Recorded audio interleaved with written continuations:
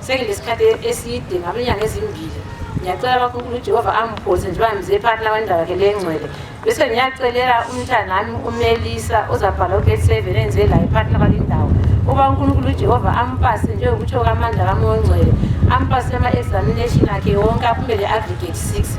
Ngilayela futhi ngoba umntwana enze la ephakathi labalindawo esihambela ngisefika la sisisake sibuhlungu.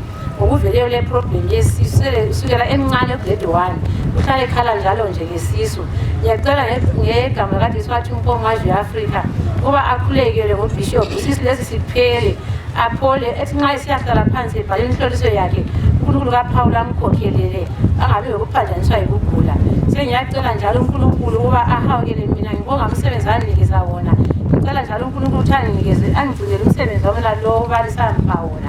Bese ngiyacela uNkulunkulu ukuba lami ngomnyaka lo ozayo ngoJanuary ngilayela ngegama likaJesu Kristu wathi uMpongazwi Afrika uba lami ngibuye ngizosebenzela phakathi labendawo yakoBulawayo ngihlezi ndawonye lemuli yami. Ngiyacela ukuba amaphepha ami ama-transfer ngiwabhalileyo abe lokuyamukeleka abe lokukliywa lami ngikwanisa ukuthola ukuhlala ngemuli yami eduze. Bese ngiyacela njalo uNkulunkulu ukuthi ahawukele imuli yami. Ngimbonga uNkulunkulu ongigcinele umkami labantu abami lezihlobo zami lezihlobo zomkami. uNkulunkulu kaPaulo ongayangisiyo.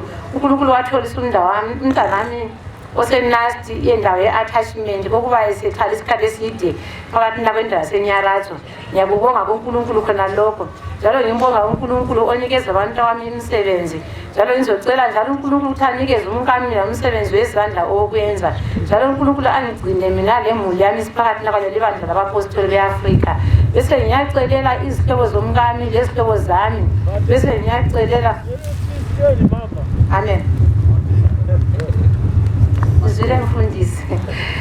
Sengicela ukugcina ngicela ukuthi uNkulunkulu apholise ubhuti wami endaweni ye-South Africa ogulayo owanikwa amalanga okuphila i5 months ngudokotela. Ngoko lokho ngikusa kuNkulunkulu ndidumisana uJehova. Amen. Uzathandazela. Amen. Wonke lo mntwana. Ya asimaphepha